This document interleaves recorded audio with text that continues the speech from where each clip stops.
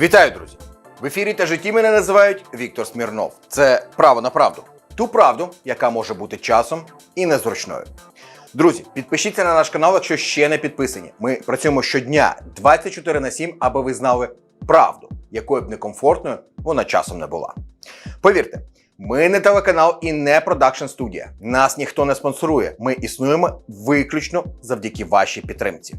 Ми майже цілодобово відслідковуємо усі новини та події, аби зібрати їх докупи, проаналізувати та в доступному вигляді вже подати вам. Тому, якщо вам не складно, ми були б дуже вдячні за поширення наших відео у соціальних мережах.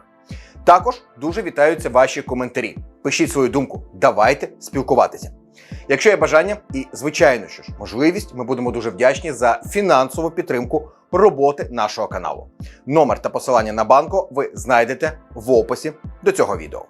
Тому, ще раз нагадую, ваші вподобайки, поширення і коментарі допомагають просуванню патріотичного, україномовного, правдивого інформаційного контенту. Отже, давайте розпочинати нашу роботу. Поїхали! Ця швидка еволюція різко контрастує зі статичністю позиції Росії.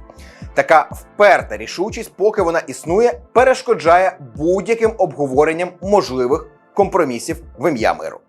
Президент Росії Володимир Путін заявляє про готовність припинити війну, але використовує будь-який привід, щоб стверджувати, що про жодні поступки не йдеться. Останньою спробою Путіна в цьому напрямі стала зустріч із жінками з фонду захисників вітчизни. Під час зустрічі Путін заявив: «Нам не потрібне те, що нам не належить, але ми не відмовимося від того, що нам належить. Нам потрібен варіант, який забезпечить стабільніший розвиток нашої країни в умовах миру і безпеки». Це наполегливе прагнення до мирної угоди, яка цілковито відповідала б інтересам Росії і, по суті, означала б її перемогу, суперечить позиції чинного президента США щодо мирної угоди. У цьому випадку всі сторони залишаються певним чином незадоволені. Обіцянка ще кандидата у президенти США допомогти Україні повернути якомога більше територій особливо не влаштовує саме Москву. Міністр закордонних справ Сергій Лавров заздалегідь виключив можливість обговорення територіальних поступок. Щоб зробити переконливішу вимогу про повний контроль над 4 українськими регіонами, анексованими у вересні 2022 року, Москва подвоїла свої військові зусилля, спрямовані на вигнання українських військ із Курської області. Втрати насправді катастрофічні, але Кремль має твердий намір позбавити Україну козиря у вигляді утримання російської території під час переговорів про перемир'я. Пропозиція про припинення вогню залишається для Москви неприйнятною на переговорах, оскільки вона залишає поза увагою всі глибинні причини війни та дає змогу Україні перетворитися на сталевого дикообраза, замість того, щоб змусити її демілітаризуватися. Навіть вельми обмежену французьку ініціативу про взаємне обмеження дальніх ракетних ударів і атак безпілотників Москва не тільки відкинула, а й перекреслила масованим російським ударом по українській енергетичній інфраструктурі 7 березня 2025 року. Кремль підозрює, що після укладання угоди про припинення вогню президент Сполучених Штатів може втратити інтерес до подальших переговорів. Довгоочікуваний діалог на вищому рівні застопориться, тим паче, що проблеми контролю над ядерними озброєннями не мають простих рішень. Така відмова змушує Сполучені Штати знову озвучити загрозу посилення фінансових санкцій і тарифів проти Росії. Путін, можливо, схильний відмахнутися від цього тиску, але серед російської бізнес-еліти хвилювання з приводу можливого послаблення санкцій тепер змішане з тривогою. Зокрема, велике занепокоєння викликають персональні санкції. Однак багато компаній почали будувати плани спільних проєктів з американськими інвесторами, зокрема з освоєння природних багатств Арктики. Цей проблиск надії вкрай важливий для зняття зневіри, що панує серед підприємців, які краще обізнані про проблеми, що накопичилися в російській економіці, ніж Путін, який випромінює впевненість, спричинену дезінформацією за допомогою ретельно підтасованих даних. Повномасштабне вторгнення Росії, звичайно, боляче вдарило по Україні, але і Росія постраждала дуже сильно і може протриматися так набагато довше. Ще один блок на шляху до миру, який Росія відмовляється усунути, це гарантії безпеки для України. Президент Сполучених Штатів заявив, що гарантії безпеки – це легка частина після закінчення бойових дій. Тому НАТО не надаватиме такі гарантії без згоди Сполучених Штатів Америки. У зв'язку з цим європейські держави погодилися взяти на себе відповідальність за це. Прем'єр-міністр Італії Джорджа Мелоні запропонував надати Україні гарантії, аналогічні статті 5 Статуту НАТО, не приймаючи її до Альянсу.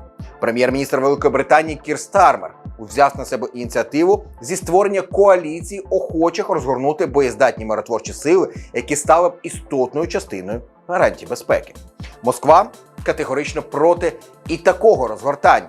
Лавров заявив, що в цьому питанні немає місця для компромісу. Росію заскочила зненацька швидкоросла рішучість Європи подвоїти колективні зусилля зі зміцнення регіональної безпеки та вкласти необхідні ресурси в модернізацію оборонно-промислової бази.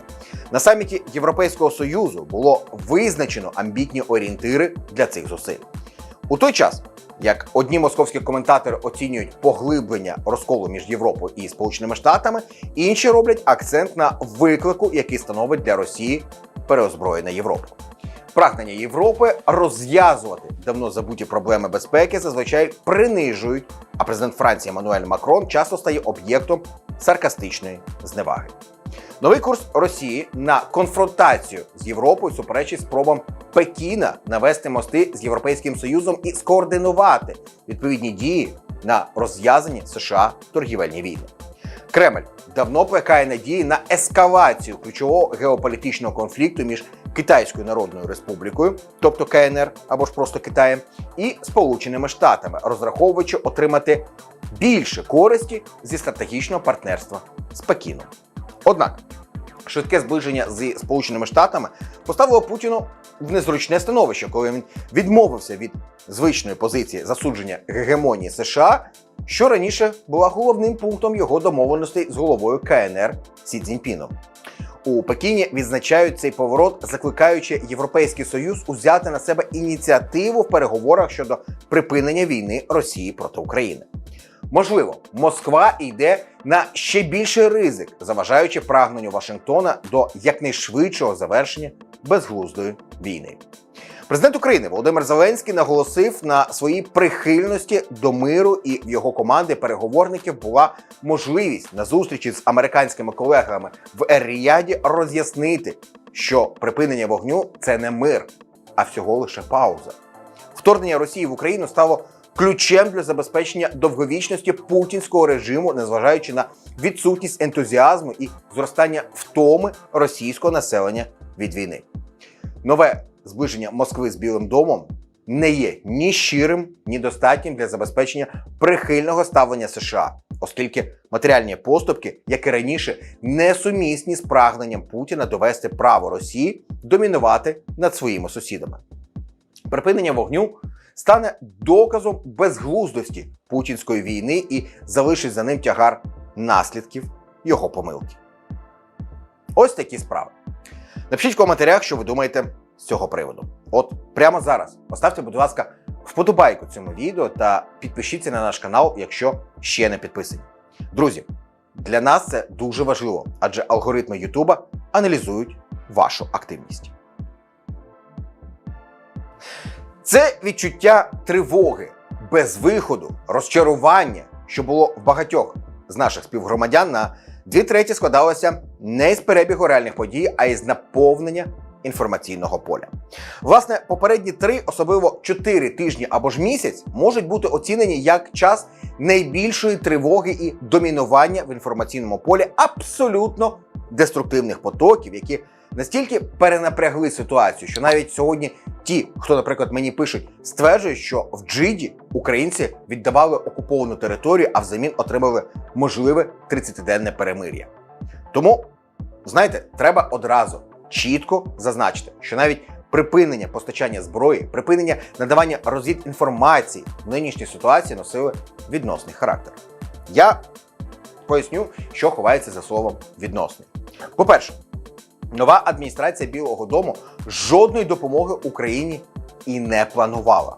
Тобто, Треба розуміти, що адміністрація, з якою ми зараз контактуємо, з точки зору допомоги Україні, зазначила нулі в своєму балансі. Ми продовжили отримати те, що йшло по рішеннях ще адміністрації Джо Байдена. Загальний об'єм цієї допомоги вимірюється 3 мільярдами доларів. Однак із цих 3 мільярдів половина – це виплати власним суб'єктам господарювання за випущену продукцію, і частина з неї вже поставлена до України. Або ж компенсаційні виплати. Це треба, так розуміти. Що стосується розвідувальної інформації, то, ви знаєте, я вже якось пояснив, що інформація розвідувального співтовариства США складається з дуже багатьох джерел. Основу цієї інформації складають так звані розвідки 5 сестер. Це Велика Британія, Канада, Сполучені Штати, Нова Зеландія та Австралія. Як ви бачите, з Канадою, Австралією, з Новою Зеландією, Великобританією ми співпрацювали і будемо співпрацювати. Останні роки, особливо 3 останні, інформація розвідтовариства США формувалася з інформації Служби зовнішньої розвідки і Головного управління розвідки Міністерства оборони України. До речі, якість цієї інформації можна хоча б перевірити по тому, як співпадали повідомлення Головного управління розвідки Кирила Буданова по наявності північноукраїнських військ і американських служб розвідки, які збирали відповідну інформацію. Розрив складав приблизно в 2 тижні на користь українських розвідувальних служб, які подавали цю інформацію. Тому не випадково і Стів Вітков, і Марк Рубіо іноді робили круглі очі, коли їм ставили запитання, що стосувалося особливо зупинення надавання Україні розвідувальної інформації. Тому тут важливо, щоб ми розуміли, так, Україна в певній мірі сьогодні перебуває в залежності від Сполучених Штатів по багатьох питаннях. Але якщо говорити про, реально по номенклатурі продукції, станом на січень надходило, то це всього-навсього десь 18% від того об'єму допомоги, який Україна отримує. Більше того, цей відсоток буде надалі дуже швидко зменшуватися. І в цьому відношенні залежність і вплив Сполучених Штатів Америки буде точнісінько так само падати. Треба розуміти і те, що більшість цієї продукції, яка нібито була американською, надходила з європейських баз, на що Сполучені Штати мали відправляти компенсаційні поставки. Наприклад, дивіться, поставила Данія Україні F-16. Ці F-16 замінялися F-35. Точно так само і Бельгія. В Бельгію не надійшло на сьогодні жодного F-35. Тому прем'єр-міністр Бельгії сказав, що ми тимчасово зупинимо постачання. Не можуть же бельгійці залишитися зовсім без авіації. У мене таке відчуття було всі ці тижні, що як тільки 16-та година по Києву пробила, чинний президент Сполучених Штатів прокидається і починає літати навколо земної кулі і засівати її своїм інформаційними потоками, з яких 2/3 – це приблизно, як знаєте, тарифи, що запровадив проти Канади і Мексики. А через 2 години вже їх зняв. Минув місяць, знову запровадив, через 7 годин зняв і так далі. Тобто, на все це треба реагувати спокійно, виходячи з розуміння перебігу подій. А що стосується Джиди, то безумовно у цій ситуації учасників зустрічі відповідні служби змусили. Йдете до місця переговорів повз журналістів, помовчте, будь ласка. Сідаєте за стіл переговорів, до вас зайшли для протокольної зйомки журналісти, будь ласка, зробіть добре, красиве лице. Можете посміхнутися, але не ведіть розмов, бо ці розмови чутно. Отже, з точки зору протоколу, я не можу сказати, що все насправді було дотримано. Там є цілий ряд ляпів, але те, в чому я переконався, дотримання елементарних правил дипломатичного формату етикету, правил мовленнєвих, елементарних таких речей, як дипломатична вічливість, не гарантує успіху. Але і проблем не створює таких, як це було, скажімо, в овальному кабінеті 28 лютого. Тому, з моєї точки зору, було зроблено дуже велика робота, щоб пояснити одним і другим, що, по-перше, ми партнери, а раз партнери, то необхідно дотримуватися певних правил, і тоді в такій атмосфері можна до чогось домовлятися. Хай невеликий крок робити вперед, хай маленький крок вперед, але він буде показувати цей рух, і особливо мені приємно відзначати спільну заяву України і Сполучених Штатів. Вона коротенька, але свідчить про вічливість, про повагу, про нормальне спілкування. А далі можна розвивати цей малесенький успіх на дорозі завдання поразки ворогу. Спільному, до речі. Я дуже часто бачу запитання, чи це є стратегією Сполучених Штатів покроково прийти до мирного врегулювання, спершу оголосивши перемир'я на 30 днів. Відповім, що коли говоримо про Дональда, слово «стратегія» треба, ви знаєте, взагалі забути. Це особа, яка в житті, в бізнесі користувалася принципом вкрасти і втекти. Він може працювати на короткій тактичній дистанції. У цьому вони, до речі, дуже схожі з московським фюрером. І тому розраховувати навіть на 2 кроки, працюючи з Фредовичем, абсолютно недоречно. Треба мати на увазі, гойдалки як були, так вони і триватимуть. І це треба апріорі зрозуміти.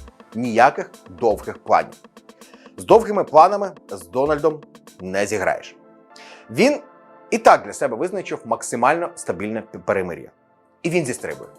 Далі все це перекидається вже на Європу. Тому, власне, чому в Джиді питання взагалі територій не могло стояти?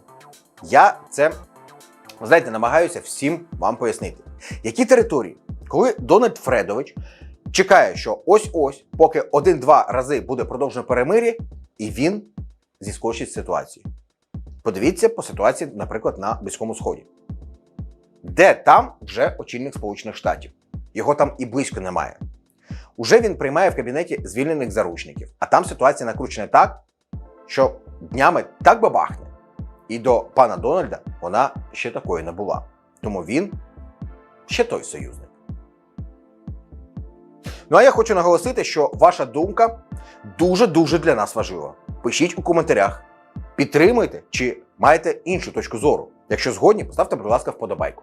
Підпишіться на Newsroom, щоб завжди бути в курсі головних подій.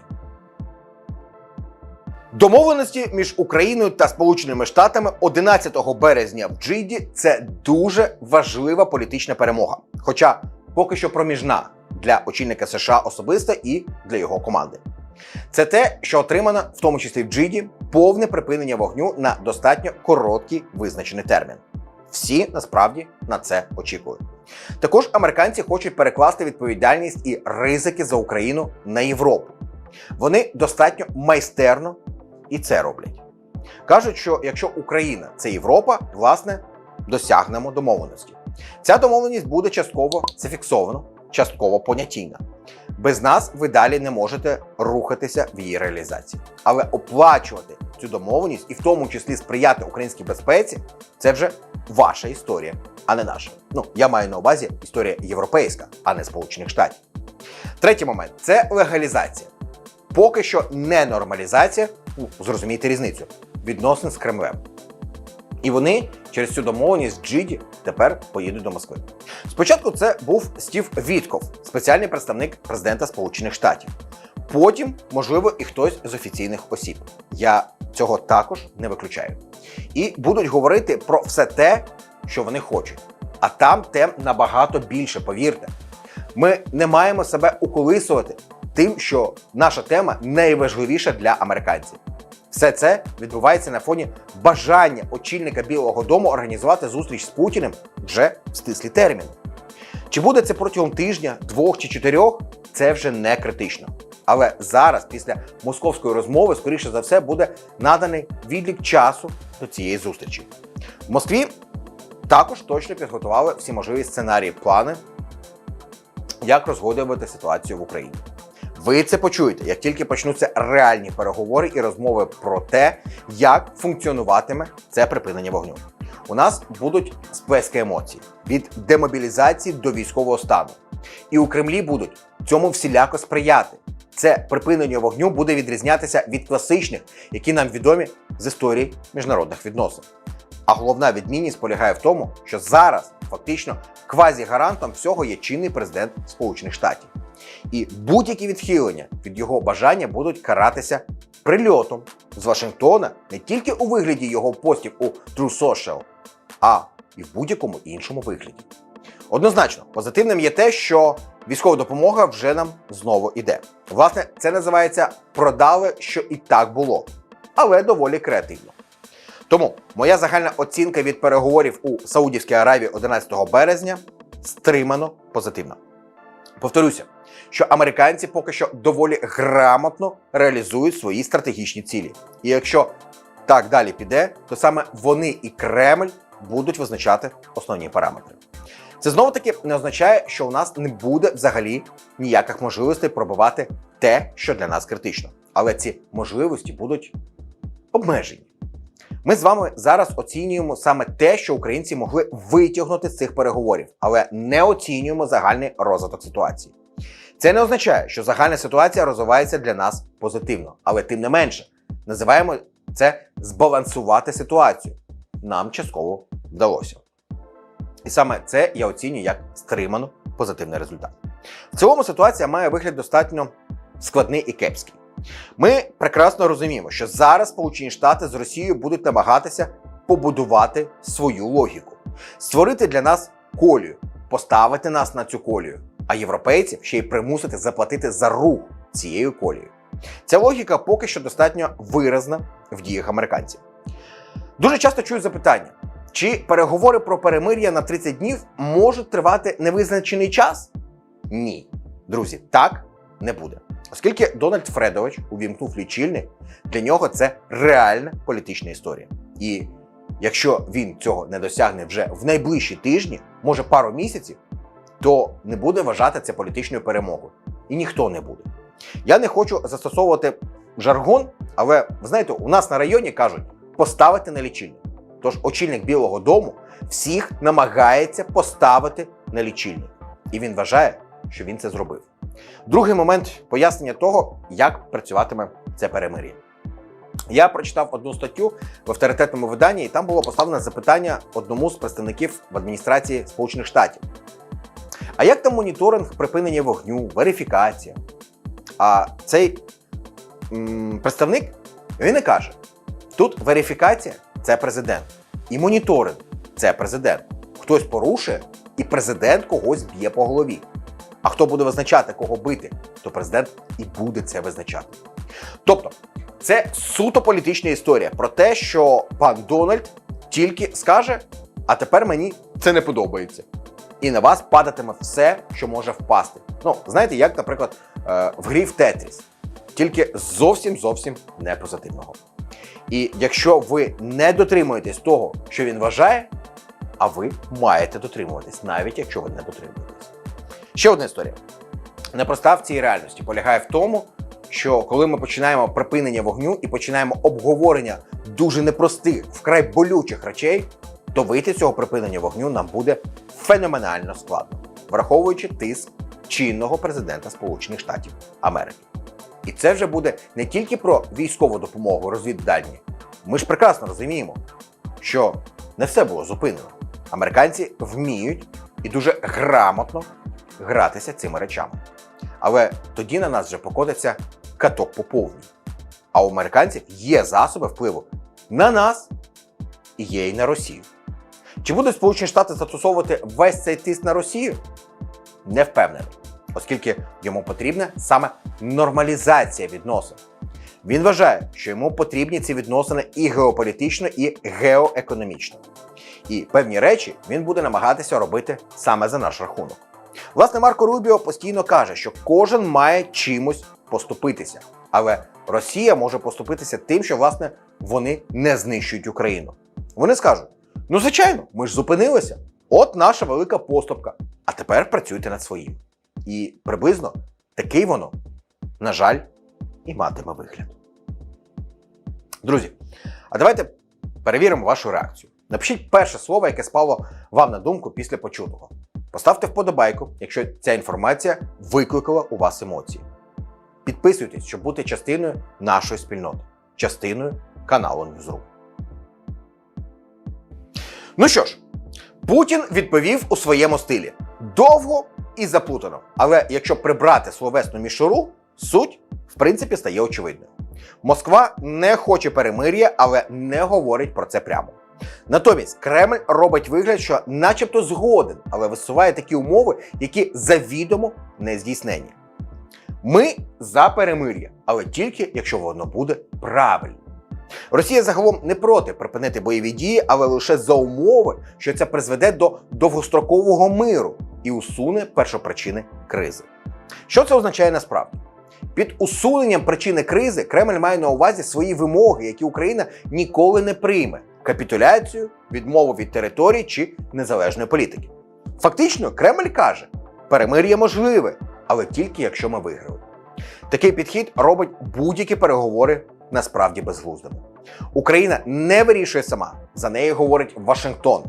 Україна нібито не просто пішла на переговори, а благає Сполучені Штати про перемир'я. Це результат американського тиску, а не самостійне рішення Києва.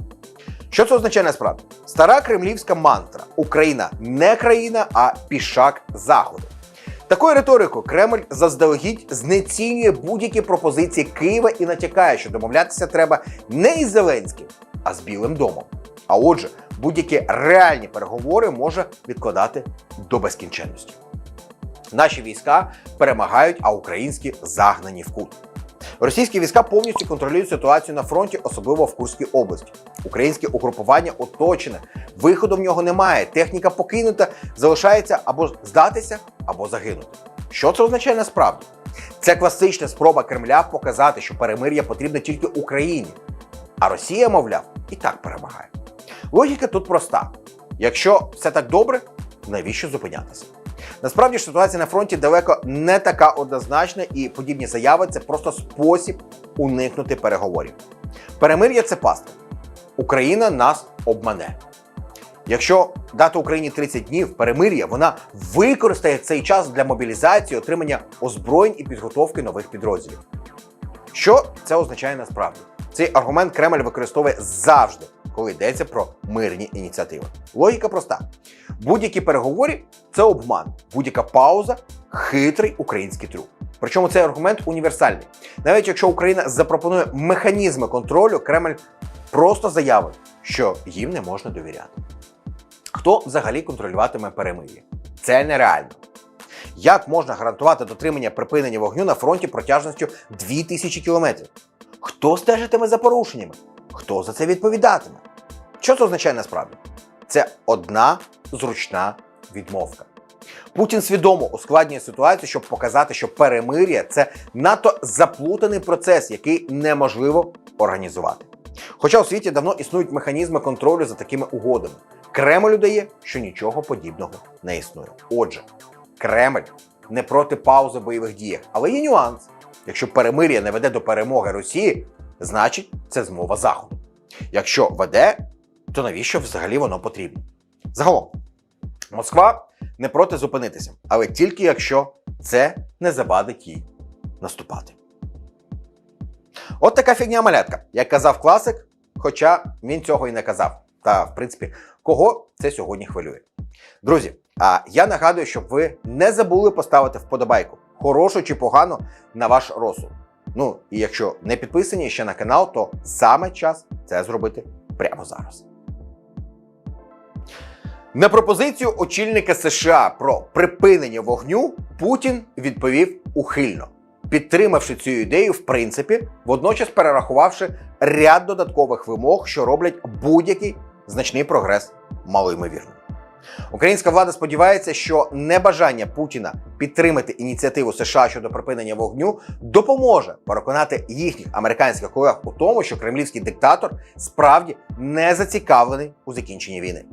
Багато хто в Україні був стурбований нещодавніми припущеннями Сполучених Штатів про те, що Росія готова до серйозних мирних переговорів і вказав на незмінно жорстоку переговорну позицію Кремля як на доказ рішучості Путіна продовжувати боротьбу. Стверджується, що колишня дискусія щодо можливих компромісів і територіальних поступок відображає фундаментально помилкове розуміння максималістських мотивів вторгнення Росії. Українці вважають, що мають набагато реалістичніше уявлення про справжні наміри Росії. Ми переконані, що Путін ніколи не задовольниться обмеженими територіальними здобутками, оскільки насправді він воює не за землю, а проти самого існування окремої української держави і нації. Це жахлива мета, підриває всю концепцію компромісного миру. Простіше кажучи, між російським геноцидом і українським національним виживанням жоден компроміс неможливий. Білий дім чинного президента Сполучених Штатів не перший, хто неправильно оцінив масштаби імперських амбіцій Путіна в Україні. Попередня адміністрація Байдена неодноразово проголошувала вторгнення Росії в Україну стратегічним провалом, водночас вказуючи на надзвичайно високу ціну, яку заплатив Кремль у вигляді військових втрат та економічних збитків. Ця практична оцінка вторгнення передбачає, що Путін керується та стримується тією ж логікою, що й його західні сучасники. Однак насправді логіка у цього інша. У той час, як демократичні лідери переймаються своїми рейтингами та економічними показниками, Путін усунув практично всі можливі джерела внутрішньої опозиції та зосередився на своїй місії в російській історії. З перших років свого правління він не приховував, що розглядає розпад СРСР як трагедію, а світоустрій після Холодної війни як несправедливість. Принциповим є те, що Україна стала уособленням обох цих претензій.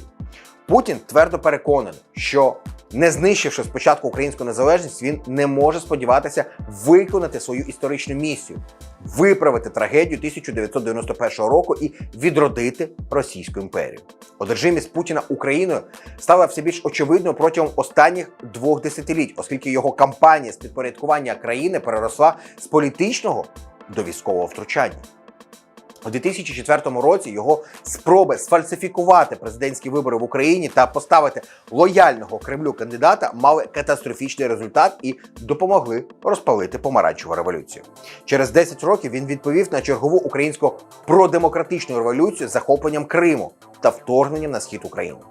У роки після початку військової агресії Росії поступово ставало все більш очевидним, що обмежене вторгнення 2014 року не принесло бажаного результату. Навпаки, напад Росії лише зміцнив прихильність України повернути на Захід і прагнути до євроатлантичного майбутнього.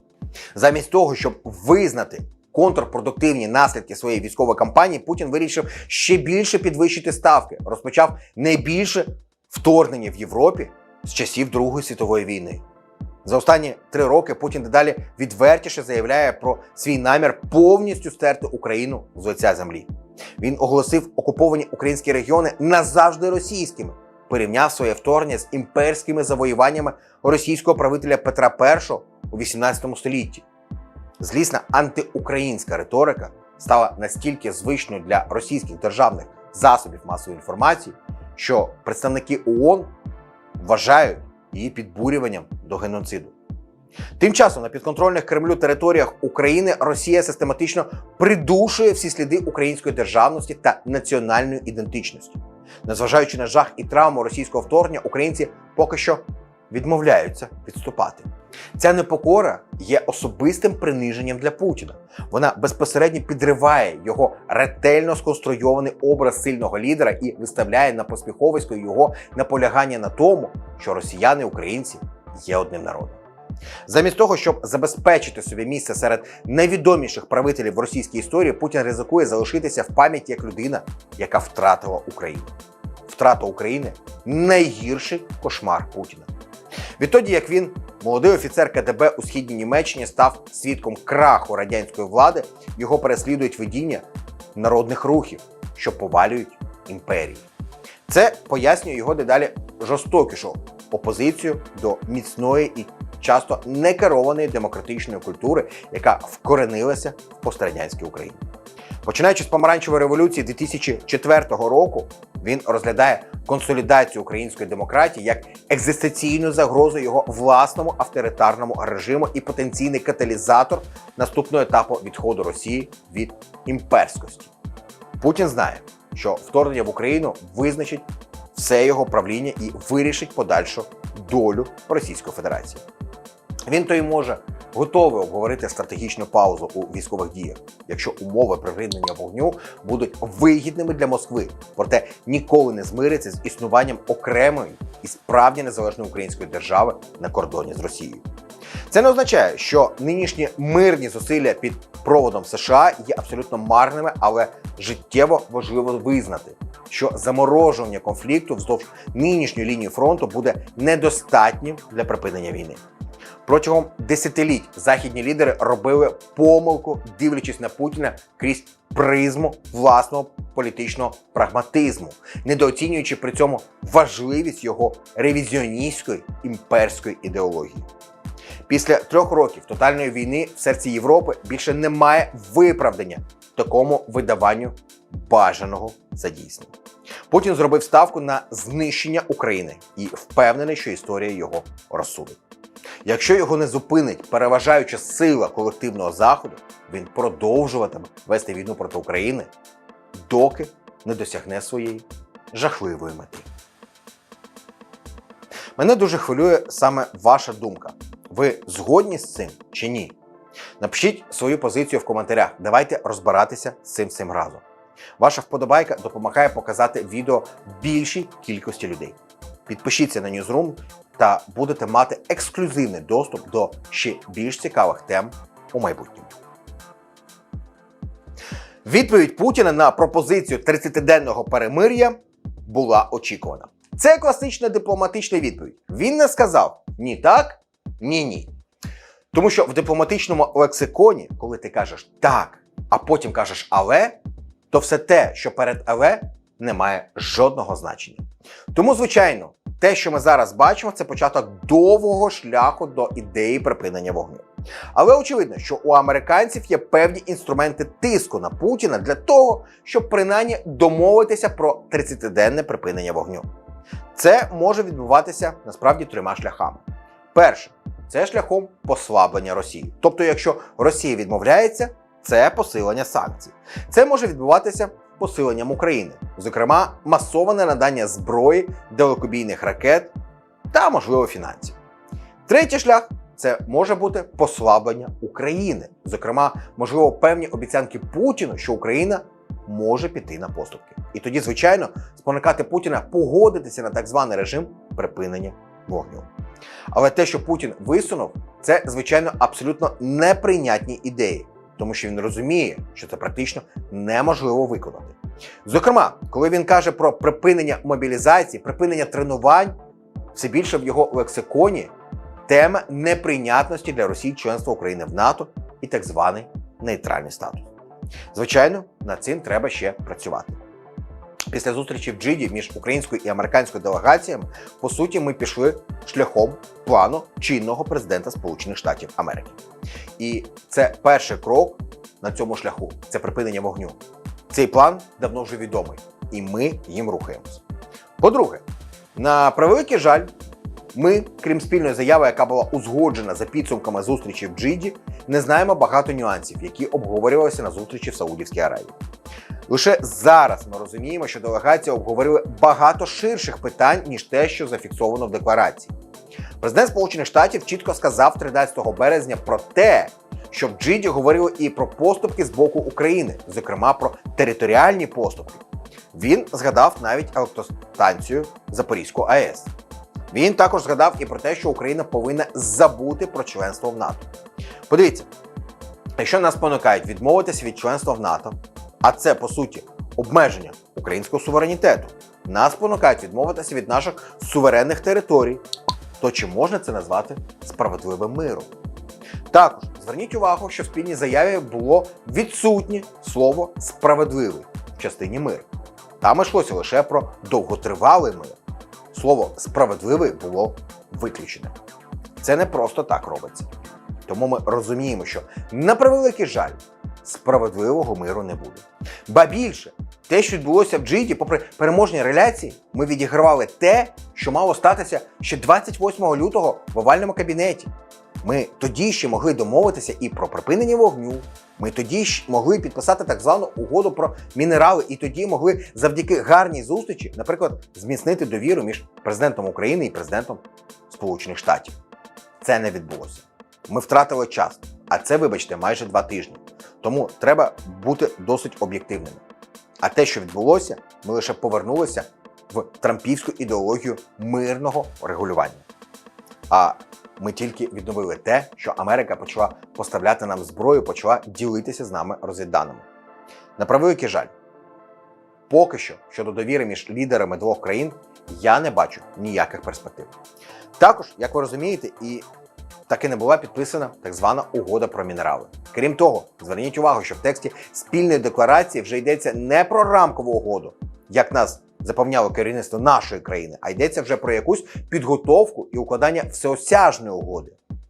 Я думаю, що ми зробили крок вперед, але 2 кроки назад.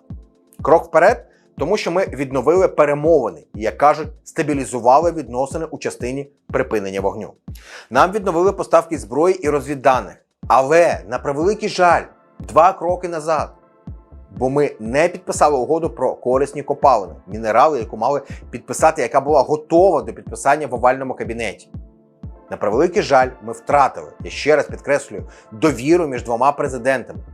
І є велике питання, чи погодиться той же президент Сполучених Штатів ще коли-небудь зустрітися з нашим президентом. У мене в цьому є насправді великі сумніви. Зверніть увагу, коли була зустріч української і американської делегації в Джиді, президент України залишався в Саудівській Аравії в очікуванні зустрічі з держсекретарем Марко Рубіо. Були великі сподівання на цю зустріч, але вона також не відбулася. Це також був сигнал, що поки що американська сторона обмежується зустрічами на високому рівні, але не найвищому. Я думаю, що ми зараз поки що починаємо виходити на нульовий рівень з мінуса.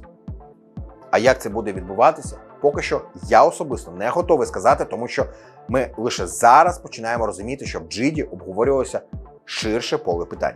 За моєю інформацією, на столі в Джиді лежало ще 2 документи. Це документ щодо потенційних територіальних поступок і, до речі, Дональд Фредович це підтвердив. І другий документ – це питання гарантій безпеки для України. Це інформація від спеціально уповноваженого Дональда Трампа Стіва Віткофа, який, сідаючи в літак до Саудівської Аравії, зробив короткий підхід до преси і, власне, про це сказав. Він сказав, що на столі 3 документи. Перший – гарантії безпеки, другий – територіальні поступки і третій – так званий план дій. Після цього відбулася зустріч, була прийнятна заява, але потім Дональд Фредович все-таки, як кажуть, підіграв Віткофу і підтвердив про те, що дійсно обговорювалися територіальні поступки. Я не бачу в цьому великої трагедії, але я за те, щоб українська влада все-таки налагодила діалог з громадянським суспільством, або принаймні з Верховною Радою, для того, щоб все-таки чесно і відкрито і щиро говорити. Я думаю, це якраз прекрасна нагода для того, щоб створити коаліцію національної єдності в парламенті. Бо, скажімо чесно, ми напередодні ухвалення важливих і навіть досить непростих і болісних рішень для України. Для того, щоб захистити нашу незалежність і суверенітет. Єдине, що я ще боюся великої загрози, що влада в умовах, коли буде вимушена підписувати певні невигідні для України домовленості, піде шляхом тиску на політичних опонентів, на патріотів, на представників громадянського суспільства, які будуть захищати те, щоб не здавалися національні інтереси, щоб захищений був наш суверенітет, територіальна цілісність. І тому я б сказав так. Нам на додаток до припинення вогню у війні з Росією потрібно припинення вогню всередині країни. Влада, ви бачите, не все розповідає суспільству. Ви ж бачили, вони сказали, що жодних поступок не обговорили і не збираються обговорювати. Натомість виходить президент Сполучених Штатів і розповідає, що обговорювали територіальні поступки. Навіть, як він сказав, сектори територій. Він згадав і електростанцію.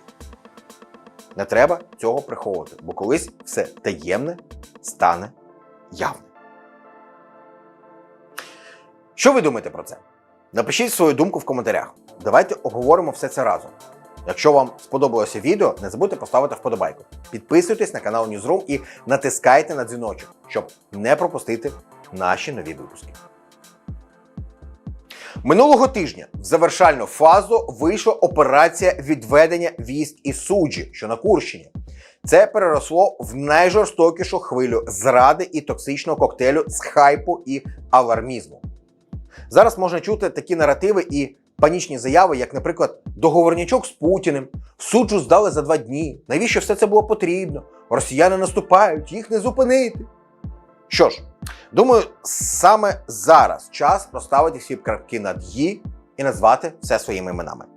Думаю, всі прекрасно пам'ятають моє відео, присвячене військовій цензурі і тому, що під час війни багатьом слід було тримати рота закритим, а не розповідати, кого, звідки і коли потрібно виводити, заводити або ж наступати. У тому відео я детально виклав шкоду від таких корисних для російських спецслужб балакучих голів, які допомагають проводити аналіз ситуації, використовуючи додаткові дані для обробки. Але найгірше в тій ситуації було те, що своїми криками ці персоналі заважали проведенню найскладнішого у військовому мистецтві тактичного прийому управління військами, як операція з відведення військ. Тільки людина, далека від військової справи, не могла не помітити, що з початку 2025 року в Курській області проводили складну операцію з виведення військ із зон ризику, максимально віддалених від кордону вглиб Курської області. Ось тільки ті, хто це помітив, рота свого на кожному разі не відкривав, а всі інші створювали абсолютно недоречні хвилі, які шкодять. Причиною початку цієї операції стало те, що ситуація в Курській області почала погіршуватися з кінця 2024-го, початку 2025 року у зв'язку з поступовим, але впевненим взяттям росіянам під вогневий контроль логістики. Це ускладнювало матеріально-технічне забезпечення підрозділів, які перебувають на далеких рубежах і не мають достатньо вогневої підтримки як від артилерії, так і від FPV-дронів. Крім того, скорочення допомоги від Сполучених Штатів, а також піковий момент припинення поставок розвідданих робили цю операцію неминучою і прискорювали процес. Але, що найцікавіше, операція відведення військ була проведена так, що навіть російське командування групи «Північ» і Генштаб Збройних сил Російської Федерації тільки до березня зрозуміли, що насправді відбувається. На той час основна частина техніки і артилерії вже були відведені в найбільш вигідні позиції, а по лінії зіткнень розміщувалися ар'єргарди. Минулого і позаминулого тижня ми з вами могли спостерігати саме ар'єргардні бої, покликані гальмувати просування російських військ, даючи змогу решті сил оборони України відійти на нові позиції з мінімальними втратами. Тоді як російська пропаганда гордо себе била в груди, заявляючи про якусь найуспішнішу наступальну операцію і втечу сил оборони України, насправді генерали у високих кабінетах спостерігали, як їх просто обвели навколо пальця. Їм не вдалося організувати ні оточення, ні оперативний розгром сил супротивника, а довелося зіткнутися з продуманою, підготовленим розставленням ар'єргардів. Упевнений, зараз багатьох адептів зради і банальних хейтерів розірве на клаптики. Але я скажу наступну річ. Минулого тижня ми з вами могли спостерігати за однією з найкращих операцій відведення військ у сучасній історії військової науки. Звісно ж, мисливці за хайпом і всепропальщики це пропустять повз вуха і будуть продовжувати жовчно висловлюватися. Але ось історія цю операцію оцінить досить гідно. Загалом же Курська операція не тільки протягом 7 ганебних для російської армії місяців виконувала свої функції зі сковування і перемелювання російського угруповання на його ж території, а також постановки Путіна в позицію цуцванг, а й сформувала умови для нового етапу. По суті, відхід Збройних сил України розпочався 7 березня, коли росіяни завдали удару по тому, що залишилося від плацдарму всіма доступними засобами, включаючи артилерію та авіаудари. До 8 березня становище українських військ в районі Суджі стало нестерпним. Росіяни не тільки бомбили все і вся навколо міста, але й проникли в саме місто. Можливо, всупереч українським заявам, їм справді вдалося проникнути туди газогоном. Можливо, вони впоралися із цим іншим способом. Точно можна сказати, що упродовж останніх 3 днів по всьому місту велися жорстокі перестрілки, оскільки війська 22-ї бригади та 129-ї бригади тероборони діяли як ар'єргард, щоб виграти час для відходу підрозділів, які раніше були дислоковані на північ і схід від міста. Чому ж стався такий раптовий крах Курського плацдарму, а потім почався такий поспішний вихід українських військ? Наскільки можна зробити висновок на основі наявної на даний момент інформації, причина полягає в тому, що одночасно з наступом з півночі та сходу в напрямку Суджі, ймовірно, також проникаючи в місто, останні дні росіяни розпочали тотальний наступ через міжнародний кордон в Україну на захід від Суджі, від Миколаєва, Дар'їно, Свердлікова у південному напрямку на Журавку. Очевидною метою було вийти на трасу H07 Суми-Суджа і таким чином перекрити єдиний шлях постачання підрозділів Збройних сил України через кордон до Росії. Наскільки я можу сказати, вони захопили або ж повністю зруйновані прикордонні села Журавка та Новеньке. Може, дійшли і до Басівки. Одночасно росіяни та північнокорейці продовжили наступ з району Курилівки. Таким чином, існувала загроза відрізання підрозділів Збройних сил України, які все ще перебували на плацдармі. Головнокомандувач генерал Олександр Сирський, який прийняв безпосереднє командування сектором, стверджував, що загрози оточення немає. Та як це часто буває, його випередив розвиток подій. Приблизно в той час, коли Сирський давав це інтерв'ю, основна частина військ Збройних сил України була виведена з Росії. Отже, якщо загрози оточення не було, як стверджував Сирський, що також свідчило про його неправильну оцінку ситуації, то не через те, що він зробив, а швидше за все через те, що командири на місці діяли самостійно та наказали своїм військам відійти, поки не буде надто пізно. Це було б типово для Сирського. Таким чином він продовжує свою політику. Не наказує відступати, але дозволяє командирам бригад та батальйонів робити це на власний розсуд, а потім звинувачує їх у непокорі. Принаймні, це єдина погана новина для України на сьогоднішній ранок. У командувача сухопутних військ Збройних сил України Михайла Драпатова ситуація на Куп'янському, Торецькому та Покровському напрямку набагато краща. Дійсно, незважаючи на критичну ситуацію в районі Курська. Тобто зараз бої фактично на межі Сумської області України. Припинення вогню прямо зараз, як запропонували США Росії після зустрічі в Саудівській Аравії, було б на користь Росії. Головним чином тому, що Збройні сили Російської Федерації переживають глибоку кризу як на Покровському, так і на Торецькому напрямках. Крім того, Путін кілька разів наголошував, що не хоче ніякого припинення вогню. Зрештою, все це нагадує мені те, як у 2016 році тодішній і нинішній президент Сполучених Штатів підписав з Афганістаном подібну угоду про корисні копалини. Таку саму, до якої він зараз підштовхує Україну. В тій була обіцянка покращити життя населення в обмін на дозвіл американським компаніям працювати в цій країні. А потім, через рік, він вів переговори про підписання ще одного договору з Талібаном, що призвело до виведення сил Сполучених Штатів, а отже і всіх союзників з Афганістану в 2021 році. Мені здається, що ця тема реально змушує задуматися. Напишіть в коментарях, які у вас емоції з приводу всього цього. Вподобайка була б доречною, якщо інформація не залишила вас байдужими. Підписуйтесь на Newsroom, разом будемо тримати руку на пульсі. Напередодні Путін заявив про принципову готовність припинити бойові дії, але лише з урахуванням нюансів. Вони починають пропонувати вам деталі для того, щоб втягнути в діалог, для того, щоб зробити відтермінування тих чи інших процесів, сказав Зеленський під час розмови з журналістами 14 березня. Він розповів подробиці переговорів у Джиді між українською та американською делегаціями. За його словами, Київ привіз на переговори план, який передбачав тишу на морі і в небі, а також обмін військовополоненими. А американська сторона десь у середині розмови запропонувала повне припинення вогню всюди на 30 днів. За словами Зеленського, з американськими партнерами на різних рівнях обговорювали додаткові санкції, які Сполучені Штати може застосувати проти Росії. Але чи буде нова військова допомога Україні, насправді поки що невідомо. Президент України додав, що це залежить від того, чим закінчиться пропозиція про припинення вогню на 30 днів. Зустріч у Джиді він назвав найкращою за кілька місяців, яка була між командами Сполучених Штатів і України. На його думку, важливо залишити склад обох переговорних команд, щоб зберегти цей діалог. Від Сполучених Штатів у переговорах брали участь держсекретар Марко Рубіо і радник з нацбезпеки Майк Волц. Від України голова Офісу президента Андрій Єрмак, керівник Міністерства закордонних справ Андрій Сибіга і міністр оборони Рустем Умєров. Питання, яке не отримало чіткої відповіді після зустрічі у Джиді, чи обговорювали делегації поступки території.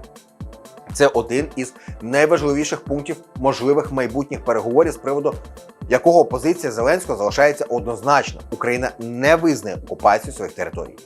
Після переговорів у Саудівській Аравії держсекретар США Марко Рубіо заявив, що розмови про територіальні поступки були, але не уточнив, які саме. В офіційному документі, з яким команди вийшли після зустрічі, питання територій не згадувалося. Але це не значить, що це питання не піднімалося, сказав Зеленський. За його словами, американці все більше вникають у суть і розуміють, що питання територій, воно насправді найскладніше. Партнери знають наші червоні лінії, що ми не визнаємо окуповані території територіями Російської Федерації, додав Зеленський. Запорізька атомна електростанція, яку росіяни захопили у перші тижні Великої війни, це проблема для Москви, сказав Зеленський. Без України її існування неможливе. Щоб її відновити, потрібні гроші і фахівці. Станцію неодноразово обстрілювали. На ній немає дамби, немає технічної води і потрібно багато високовартісних процесів, щоб її відновити. Усе це пояснив президент. За словами Зеленського, Росія робитиме політичні, публічні заяви, що станція скоро запрацює, буде давати електрику територіям, які контролює Москва. Але зробити це швидко під постійним тиском МАГАТЕ неможливо, адже МАГАТЕ не може Росії цього дозволити. Водночас Зеленський не відповів на питання, чи можливе повернення Запорізької атомної електростанції Україні або чи можливий її обмін у ході переговорів. За словами Зеленського, зараз є кілька майданчиків, де команди розробляють подальші кроки мирного врегулювання. Мета цього – мати конкретні плани, коли або якщо Росія погодиться на припинення вогню. Серед питань, які обговорюють мирний контингент в Україні, фінансова допомога українській армії тощо. Британія та Франція відіграють у цих перемовинах насправді велику роль, адже у них є окремий контакт зі Сполученими Штатами, каже Зеленський. Він висловив впевненість у тому, що після закінчення війни Сполучені Штати та Європа, насамперед Німеччина, будуть дуже зацікавлені у відбудові України. А щодо вступу України до Європейського Союзу, то це рішення блокує одна країна – Угорщина, нагадав Зеленський. Ні США, ні члени Європейського Союзу ніхто не проти, окрім однієї країни, сказав Зеленський. Але додав, що Угорщина, на його думку, буде дивитися на політику Сполучених Штатів Америки. Ось такі справи і історії, друзі. Напишіть в коментарях, що думаєте з цього приводу. А також я був би радий побачити в коментарях ваші побажання щодо наступних тем для обговорення. Ми майже цілодобово, 24/7 відслідковуємо усі новини та події, аби зібрати їх вкупу, проаналізувати та в доступному вигляді вже подати вам. Тому, якщо вам не складно, ми були б дуже вдячні за поширення наших відео у соціальних мережах.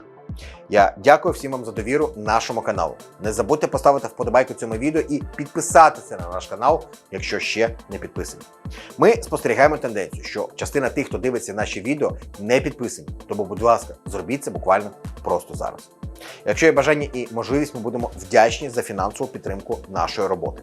Посилання на банку є в описі до цього відео. Ну і традиційно. Слава Україні! Слава силам оборони! І пам'ятайте, що принесло вчора, живіть сьогодення і вірте в майбутнє своє та країну.